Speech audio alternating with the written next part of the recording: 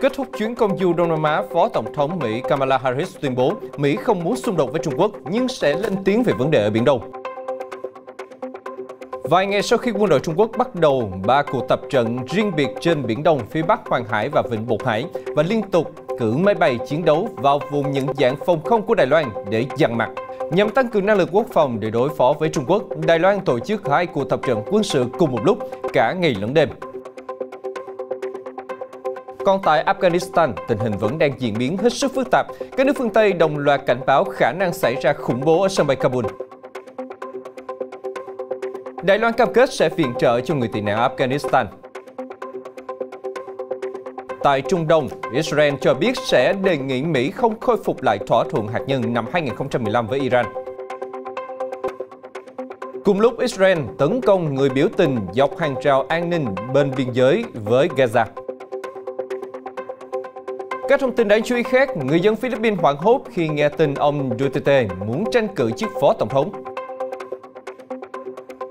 Ông Biden họp báo với Big Tech về an ninh mạng. Tòa án Mỹ giữ nguyên bản án tử hình đối với thanh niên giết 9 người da đen năm 2015. Tất cả sẽ có trong FBNC Thế giới ngày hôm nay. Quý vị và các bạn đang đến với Thế giới hôm nay trên kênh truyền hình FBNC. Ngay bây giờ mời quý vị theo dõi nội dung chi tiết. Thưa quý vị, trong một cuộc họp báo kết thúc chuyến công du Đông Nam Á, Phó Tổng thống Mỹ Kamala Harris cho biết Mỹ không cố gắng tạo ra xung đột với Trung Quốc nhưng sẽ lên tiếng về các vấn đề ở Biển Đông. Thêm vào đó, bà cáo buộc Trung Quốc đang đe dọa trật tự quốc tế một cách nghiêm trọng. Tại Hà Nội, trong cuộc họp báo đánh dấu sự kết thúc của chuyến công du đến Đông Nam Á, đề cập đến Trung Quốc, Phó Tổng thống Mỹ Kamala Harris cho biết, nói đến Trung Quốc, tôi sẽ nói một cách rất rõ ràng như thế này. Mỹ rất hoan nghênh sự cạnh tranh công bằng. Chúng tôi không muốn tạo ra xung đột, nhưng với Biển Đông, chúng tôi sẽ lên tiếng. Chúng tôi sẽ lên tiếng khi Trung Quốc đang liên tục có những hành động đe dọa trật tự quốc tế tại khu vực này thời gian gần đây. Bà Harris đã đề cập đến Trung Quốc nhiều lần trong chuyến công du đến Đông Nam Á. Điều này được đánh giá là nỗ lực của Washington trong việc để các nước trong khu vực nhận thấy được sự ảnh hưởng về kinh tế và quân sự ngày càng tăng của Trung Quốc. Đáp lại, Bộ Ngoại giao Trung Quốc đã phản pháo và cáo buộc Mỹ can thiệp vào các vấn đề khu vực và đang phá vỡ hòa bình trong khu vực. Trước sức ép ngày một gia tăng từ phía Trung Quốc, nhất là khi quân đội nước này vừa tổ chức 3 cuộc tập trận cùng một lúc trên Biển Đông cách đây không lâu. Mới đây thì quân đội của Đài Loan đã tiến hành cùng lúc 2 cuộc tập trận trên bờ biển phía đông và phía tây của bán đảo Hengchun. Đáng chú ý là trong cuộc tập trận thứ 2, Đài Loan đã bắn tên lửa, những tên lửa đắt đỏ như là Hellfire và Stinger để thể hiện sức mạnh quân sự của mình. Ở bờ biển phía đông Đài Loan, tại căn cứ quân sự Chiu Pang, cơ quan đặc nhiệm và hàng không đang tiến hành cuộc tập trận Condor hàng năm. Các trực thăng Apache, Super Cobra và Kiowa từ các lữ đoàn không quân 601 và 602 của lục quân sẽ bắn tên lửa Hellfire và Stinger để xác minh khả năng chiến đấu của lữ đoàn. Các quan chức quân sự Đài Loan cho biết thêm, cuộc tập trận Condor đã được lên lịch là sẽ tiến hành vào đầu tháng 9. Tuy nhiên năm nay, cuộc tập trận này sẽ được thực hiện vào cuối tháng 8 và sẽ có các hoạt động vào ban đêm. Ở bờ biển phía Tây, một lực lượng liên hợp bao gồm các binh sĩ từ cả 3 ngành quân sự đã tiến hành cuộc tập trận liên quân bắt đầu từ ngày 23 tháng 8 vừa qua. Nhiều loại pháo binh, máy bay trực thăng và máy bay chiến đấu đã được triển khai để tham gia cuộc tập trận. Ban đầu, nhà lãnh đạo Thái Anh Văn dự kiến đến Chiu Pang vào ngày 31 tháng 8 để theo dõi các cuộc tập trận và cũng để thăm các ngôi đền địa phương gần đó, nhưng kế hoạch của bà đột ngột bị hủy bỏ. Trong khi đó, công tác chuẩn bị cho cuộc tập trận Han Quang vẫn đang được thực hiện. Cuộc tập trận này sẽ kéo dài từ ngày 13 đến 17 tháng 9. Bất chấp việc Taliban đã điều quân và cam kết giữ an ninh ở khu vực sân bay Kabul, nhưng thực tế thì lại không được như vậy. Nơi đây vẫn vô cùng hỗn loạn, người dân vẫn ồ ạt kéo nhau ra sân bay để tìm đường ra nước ngoài. Trước tình hình đó thì mới đây, Mỹ và các nước đồng minh như là Úc, Anh đã đồng loạt kêu gọi người dân di chuyển ra khỏi sân bay Kabul ngay lập tức, bởi nơi đây có thể xảy ra một vụ khủng bố bất kỳ lúc nào. Mỹ, Úc và Anh đang kêu gọi người dân nhanh chóng di chuyển khỏi sân bay Kabul do mối đe dọa khủng bố. Hàng ngàn người Afghanistan và công dân nước ngoài đã tập trung bên ngoài sân bay trong những ngày gần đây với hy vọng có thể rời khỏi đất nước. Dù Taliban đã hứa sẽ đảm bảo an ninh trong khu vực, nhưng vụ tấn công khiến 13 lính Mỹ thiệt mạng vào tối ngày 26 tháng 8 vừa qua đã chứng minh điều ngược lại. Lời khuyên của chúng tôi hiện tại là không nên đến sân bay quốc tế Hamid Karzai, nhưng nếu bạn đang ở trong sân bay thì hãy di chuyển đến một vị trí an toàn hơn và chờ các lời khuyên tiếp theo. Afghanistan vẫn còn nhiều biến động và nguy hiểm, mối đe dọa tấn công khủng bố vẫn đang diễn ra. Mỹ là quốc gia phải chịu nhiều áp lực sơ tán người dân khỏi Afghanistan, nhất là khi thời hạn rút quân vào ngày 31 tháng 8 đang đến rất gần. Taliban đã tuyên bố quân đội nước ngoài phải tuân theo thời hạn đó và không có sự gia hạn nào sẽ xảy ra. Kể từ khi chiếm Kabul vào hơn một tuần trước, Mỹ và các đồng minh đã tiến hành một trong những cuộc sơ tán bằng đường không lớn nhất lịch sử. Hơn 88.000 người, bao gồm 19.000 người trong 24 giờ qua, đã được đưa rời khỏi Afghanistan. Thưa quý vị, vào ngày 26 tháng 8, Ngoại trưởng của Úc Marise Payne cảnh báo nguy cơ cao xảy ra một vụ tấn công khủng bố gần sân bay Kabul của Afghanistan. Lời cảnh báo này được đưa ra trong bối cảnh Canberra hối thúc công dân nước này và những người có thị thực tới Úc rời khỏi đây. Từ hơn một tuần qua, thì nước này đã tiến hành sơ tán công dân và những người có thị thực Úc rời khỏi sân bay Kabul. Vào cuối ngày 25 tháng 8, Úc tiếp tục đưa ra khuyến cáo đối với những ai đang ở trong khu vực này. Thủ tướng Úc Scott Morrison đã từ chối bình luận về việc liệu Úc có thể tiếp tục thực hiện các chuyến bay sơ tán người theo thời hạn chót là ngày 31 tháng 8 mà Taliban yêu cầu phải tuân thủ hay không.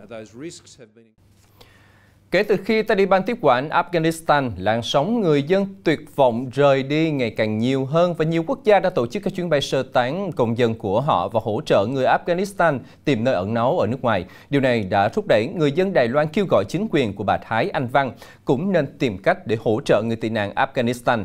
Mới đây, cơ quan phụ trách ngoại giao của Đài Loan cho biết hòn đảo này sẽ hỗ trợ cho người tị nạn Afghanistan trong khả năng của mình và dựa trên tình hình cụ thể ở quốc gia Nam Á này. Theo cơ quan phụ trách ngoại giao của Đài Loan MOFA, dù hòn đảo không có luật dành cho người tị nạn, nhưng sẽ hợp tác với toàn cầu và các đối tác cùng chí hướng để cung cấp viện trợ trong khả năng nhằm thực hiện trách nhiệm của mình với quốc tế. Theo đó, để xử lý việc di cư một cách có trách nhiệm, Đài Loan sẽ cần có giấy tờ tùy thân rõ ràng.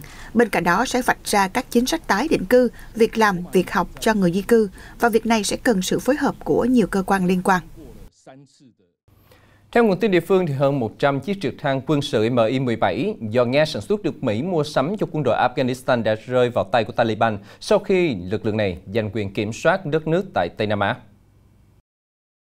Sau khi giành chiến thắng trước quân đội Afghanistan và tiến hành nắm quyền kiểm soát các kho vũ khí, phương tiện quân sự, Taliban đã thu giữ được hơn 100 máy bay trực thăng Mi-17 Hiv do Nga sản xuất.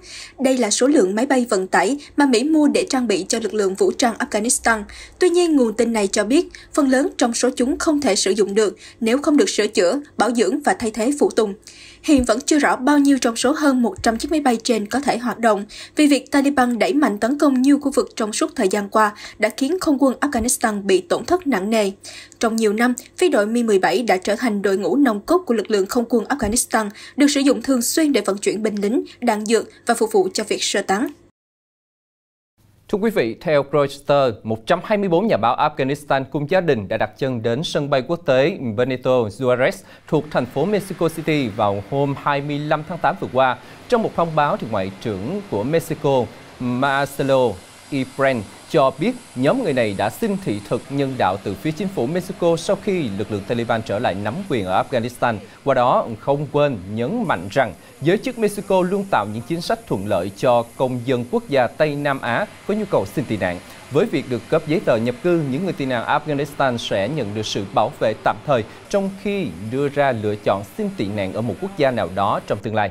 Cũng theo thông tin này, thì Mexico cũng đã cấp quyền tị nạn cho 5 thành viên của đội tuyển robot nữ Afghanistan. Kể từ ngày 18 tháng 8 vừa qua, thì Đại sứ quán Mexico tại Iran đang bắt đầu nhận và xử lý đơn xin tị nạn của công dân Afghanistan.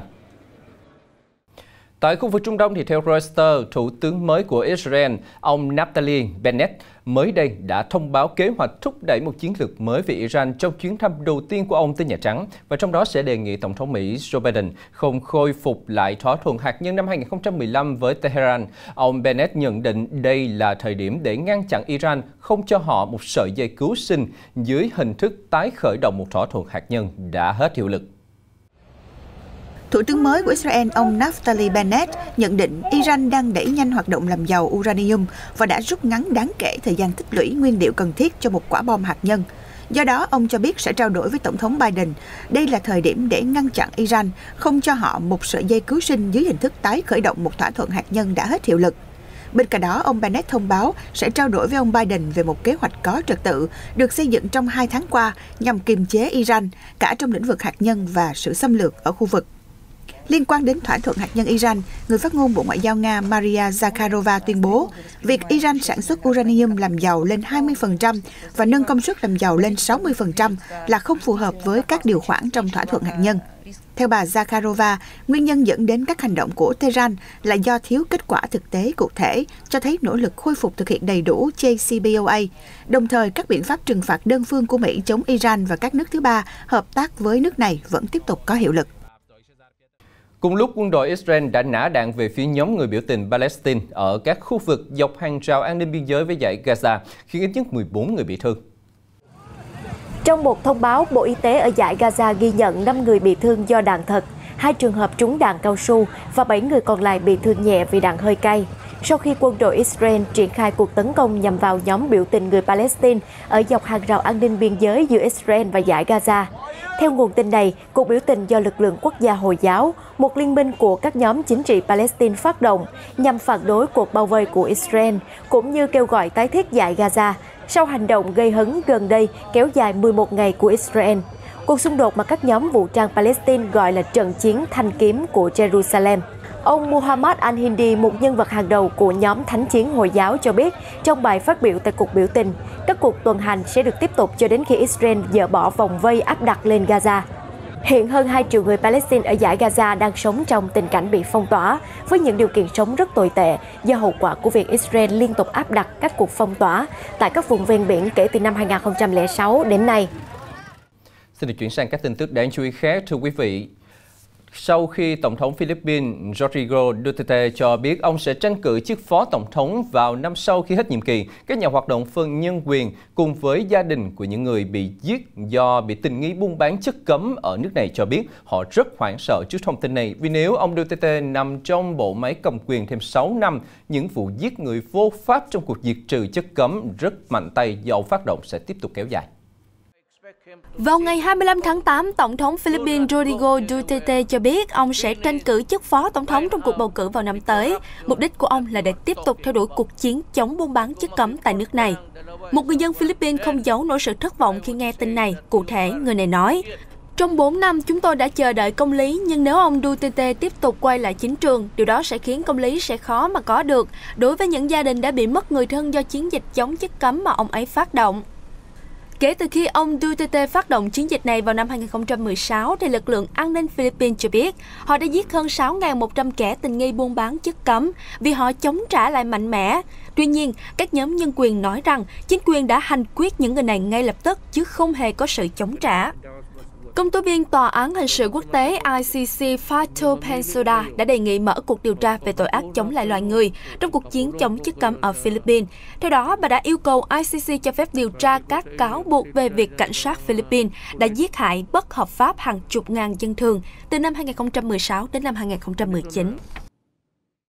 Còn tại Mỹ vừa qua, Tổng thống Mỹ Joe Biden đã tổ chức một cuộc họp thượng đỉnh với đại diện của các Big Tech, tức là 5 công ty công nghệ lớn nhất của Mỹ là Amazon, Apple, Google, Alphabet, Facebook và Microsoft tại Nhà Trắng. Mục đích của cuộc họp này là để thảo luận về mối đe dọa do các cuộc tấn công mạng gây ra trong thời gian qua. Theo Apple Insider, cả CEO Tim Cook của Apple và Satya Nadella của Microsoft đều có mặt trong cuộc họp với tư cách đại diện cho Big Tech. Họ cùng với ông Joe Biden thảo luận về mối đe dọa an ninh mạng quốc gia do các cuộc tấn công mạng gây ra. Sau cuộc thảo luận, có thông tin cho rằng sẽ có các thông báo liên quan đến nỗ lực an ninh mạng của khu vực tư nhân.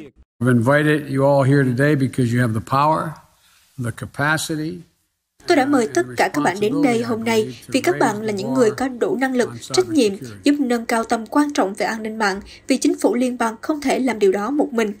Một nguồn tin khác cho rằng một số công ty tham dự sẽ công bố đầu tư vào lĩnh vực bảo mật. Những công ty khác dự kiến sẽ giải quyết các khía cạnh hoặc vấn đề cụ thể của an ninh mạng nhưng không có thêm chi tiết nào được đưa ra. Cùng với hai CEO Tim Cook và Satya Nadella, cuộc họp còn có CEO Sundar Pichai của Google cùng các đại diện cấp cao đến từ Amazon, IBM, Bank of America. Cũng tại Mỹ, một tòa án phúc thẩm mới đây đã giữ nguyên bản án kết tội tử hình đối với anh Dylan Roof, người theo chủ nghĩa da trắng thượng đẳng đã sát hại 9 người da đen tại một nhà thờ ở Nam Carolina vào năm 2015. Vào năm 2017, thanh niên da trắng Dylan Roof từng nổ súng tại nhà thờ của người da đen ở bang South Carolina của Mỹ, giết chết 9 nạn nhân, đã lãnh án tử hình vì tội sát nhân với động cơ kỳ thị chủng tộc. Sau khi bản án được công bố, bị cáo yêu cầu được chỉ định đội luật sư mới và kháng án.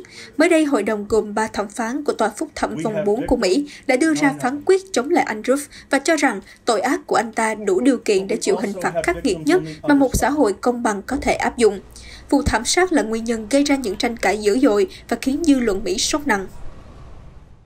Tại Nhật Bản, giới chức nước này hôm 26 tháng 8 thông báo đã đình chỉ khoảng 1,6 triệu liều vaccine Moderna sau khi ghi nhận một số lọ trong lô vaccine này bị nhiễm tạp chất. Trong một thông báo, Bộ Y tế, Lao động và Phúc lợi Nhật Bản cho biết đã nhận được báo cáo từ một số trung tâm tiêm chủng phát hiện các lọ vaccine ngừa COVID-19 của Moderna có chứa tạo chất lạ. Vì vậy, ngay lập tức, giới chức Nhật Bản đã phát đi lệnh đình chỉ sử dụng và thu hồi toàn bộ lô vaccine gồm 1,6 triệu liều vaccine Moderna, đồng thời tìm biện pháp giảm thiểu tác động của vụ việc đối với chương trình tiêm chủng quốc gia. Theo nguồn tin này, phía công ty dược phẩm Moderna xác nhận đã nhận được các phản hồi về chất dạng hạt trong các lọ vaccine được phân phối ở Nhật Bản. Tuy nhiên cũng khẳng định rằng không có trường hợp nào có vấn đề liên quan đến an toàn hoặc hiệu quả của vaccine. Phát biểu với truyền thông, người phát ngôn của hãng dược phẩm Moderna cho biết, công ty đang tiến hành điều tra, làm việc với các đối tác và cơ quan quản lý để giải quyết bất kỳ mối nguy cơ tiềm ẩn nào dựa trên tinh thần minh bạch, khẩn trương. Và đồng thời chia sẻ rằng vấn đề sản xuất tại một nhà máy Tây Ban Nha có thể là nguyên nhân của vụ việc trên. Vaccine ngừa COVID-19 của hãng dược Moderna được Nhật Bản cấp phép sử dụng khẩn cấp hồi tháng 5 vừa qua. Lực lượng bảo vệ bờ biển Tây Ban Nha vào hôm 25 tháng 8 thông báo đã phát hiện và giải cứu 46 người di cư trên chiếc xuồng thô sơ, trong đó có một em bé và một trẻ vị thành niên ở ngoài khơi cách đảo Gran Canaria thuộc quần đảo Canary 40 dặm về phía nam. Sau đó nhóm người này được đưa đến cảng Aguineguin. Theo giới chức địa phương thì 2 người trong số đó phải nhập viện để điều trị do mất nước, trong khi người mẹ và đứa trẻ sơ sinh cũng được kiểm tra y tế.